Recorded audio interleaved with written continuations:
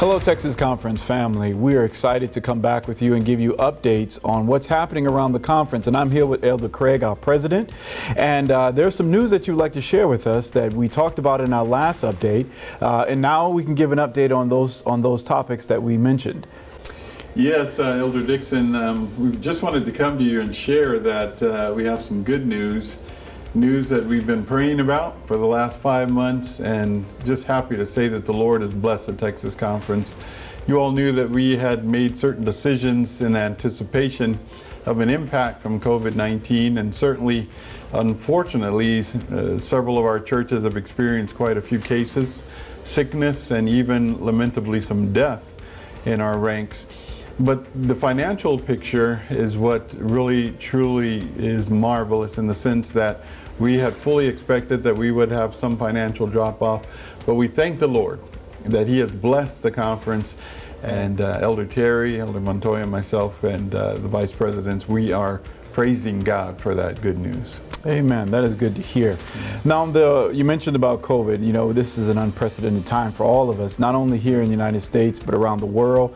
Our different divisions and our church as a whole, we've had to reinvent ourselves. We had to go and start worshiping online, had to be very creative in some of the things that we did. And the last time we gave a little announcement that our church was going to remain closed for the month of July. Well, we're coming now to the end of July. And so now, what is the update for us going into August and into September? I'm going to preface the statement to the churches with a bit of news about our Adventist schools around the conference. And that is, we feel strongly that if we keep our schools closed going into this fall semester, it's going to be very detrimental. It's going to harm the schools in a very significant way.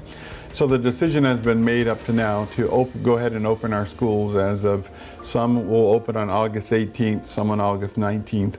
But I'm speaking now of in-person schooling. We will have the option for those parents who still do not feel comfortable sending their children to in-person teaching, that they may continue to do that virtual at home.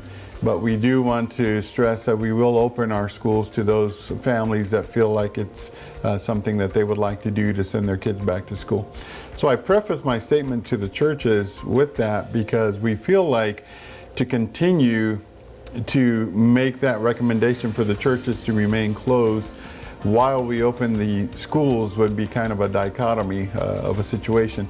So what we're going to say at this point is, we're going to leave it up to the local church board of each church and each area to get together and make a wise decision as to whether they feel that they can open or reopen or remain open or remain closed or close accordingly as to the immediate situation in their area.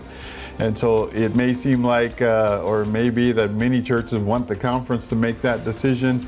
And certainly we could make that decision, but we feel like that given the circumstances, there are areas of the conference where the churches can safely open.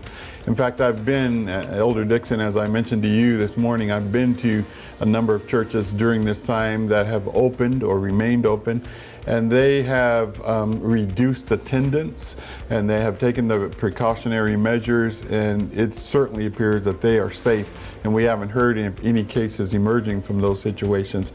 But on the flip side of that, and I'm going to give you now the reason why we made that strong recommendation to keep churches closed during the month of July, is that in fact we do have a number of our churches that are in a demographic or in a specific area of Texas where they've been slammed by COVID-19. And so out of solidarity, out of respect to those churches who have been hit hard, we made that recommendation that all of us, as much as possible, remain closed. But now I believe we're not completely out of the pandemic. We all are in agreement with that. But we do agree as well that since there has not been a CDC or a state declaration asking the churches to remain closed, that those churches who locally feel like they can open or remain open under safe conditions, that they go ahead and do that with their church board decision. Thank you, Elder Craig, for sharing that information with us. Churches, I just want to let you know that with those guidelines that Elder Craig mentioned, we want to make sure that we follow what we have put in place. And you can find that information on the texasadventist.org/return to church page on our website.